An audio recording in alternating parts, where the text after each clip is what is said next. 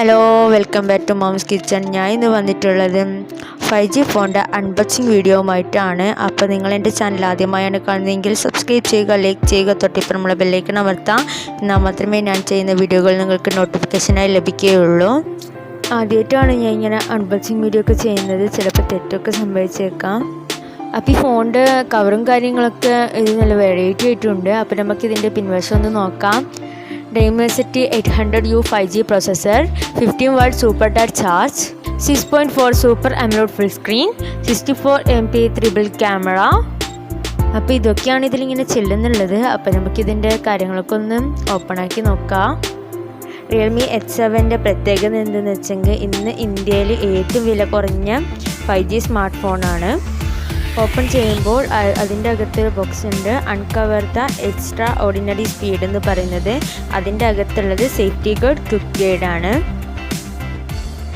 ഇതാണ് നമ്മളെ 5G Realme X7 എന്ന് പറയുന്ന സ്മാർട്ട് ഫോൺ.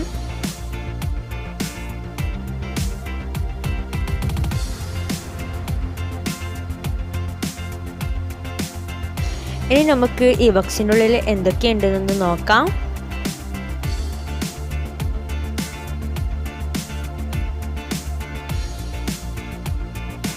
അപ്പം നമ്മൾ ആ ബോക്സ് ഒന്ന് ഓപ്പൺ ആക്കിയിട്ടുണ്ട്. അപ്പോൾ അതിൻ്റെ അകത്തിപ്പം ഒരു ബാക്ക് കവർ തന്നിട്ടുണ്ട്. നല്ല ക്വാളിറ്റി ഒക്കെ ഉള്ളൊരു കവറാണിത്. 65W സൂപ്പർ ഡാർട്ട് ചാർജാണ് ഈ ബോക്സിൻ്റെ കൂടെ തന്നിട്ടുള്ളത്. മാത്രം 15W ചാർജിങ് സപ്പോർട്ട് മാത്രമേ ഇതിനുള്ളൂ.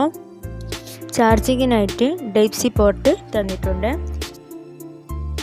സിം ഇജക്ടർ പിൻ, സാധാരണ റിയൽമി ഫോണിൽ അധികം കാണാത്ത ടൈപ്പ് സീറ്റും 3.5mm കണക്ടർ. അതായത് ഈ ഒരു ഫോണിൻ്റെ അകത്ത് 3.5 ഓഡിയോ ജെറ്റ് ഇല്ല. പകരം ഈ ഒരു കണക്ടർ കണക്ട് ചെയ്ത് കഴിഞ്ഞാൽ 3.5mm ഹെഡ്സെറ്റുകളൊക്കെ കണക്ട് ചെയ്യാം. അപ്പോൾ ഇതൊക്കെയാണ് ബോക്സിൻ്റെ ഒക്കെ വരുന്നത്. ഇനി നമ്മൾ Realme X7 ഈ ഒരു ഫോണിൻ്റെ ഡിസ്പ്ലേ കുറിച്ചിട്ട് പറയാനുള്ളത് 6.4 ഇഞ്ചിൻ്റെ സൂപ്പർ AMOLED ഡിസ്പ്ലേ ആണ് Realme X7 തന്നിട്ടുള്ളത്. ഇതൊരു ഫുൾ HD ഡിസ്പ്ലേ തന്നെയാണ്. അപ്പോൾ ഇതിൻ്റെ ബ്രൈറ്റ്നസ്സും ചെല്ലുന്നത് 600 nits ആണ്. ഇതിൻ്റെ മാക്സിമം ബ്രൈറ്റ്നസ് വേറെ പ്രശ്നമൊന്നുമില്ല ബ്രൈറ്റ്നസ്സിൻ്റെ കാര്യത്തിൽ. എന്നാൽ ഇതിൻ്റെ റിഫ്രഷനായിട്ട് പറയുന്നത് 16 Hz മാത്രമാണ്. സാധാരണ റിയൽമിയുടെ ബജറ്റ് ഫ്രണ്ടിൽ സ്മാർട്ട് ഫോണിൽ പോലും 19 Hz 120 Hz റിഫ്രഷനായിട്ടാണ് വരുന്നത്. മാത്രം ഇവിടെ 16 Hz റിഫ്രഷനേ ഉള്ളൂ. പക്ഷേ ടച്ച് സാമ്പിളിംഗ് ആയിട്ട് 18 Hz ആണ്. അതുകൊണ്ട് തന്നെ കുറച്ചും കൂടി ടച്ചെല്ലാം ഫാസ്റ്റായിട്ട് നമുക്ക് ഫീൽ ചെയ്യുന്നു. പിന്നെ ഈ ഒരു ഫോണിൻ്റെ ഫിംഗർ പ്രിൻ്റ് എന്ന് ചെല്ലുന്നത് ഡിസ്പ്ലേ തന്നെയാണ്. അത് നല്ല ഫാസ്റ്റായിട്ട് തന്നെ പ്രവർത്തിക്കുന്നുണ്ട്. ഫേസ് ലോക്കും സംവിധാനവും ഫോണിൽ തന്നെ ഉണ്ട്. അതും തിരക്കടില്ലാതെ നല്ല ഫാസ്റ്റായിട്ട് തന്നെ പ്രവർത്തിക്കുന്നുണ്ട്. ഈ ഒരു ഫോണിൻ്റെ ക്യാമറ സെറ്റപ്പ് വന്നു കഴിഞ്ഞാൽ 3 ക്യാമറയാണ് ബാക്ക് സൈഡിൽ തന്നിട്ടുള്ളത്.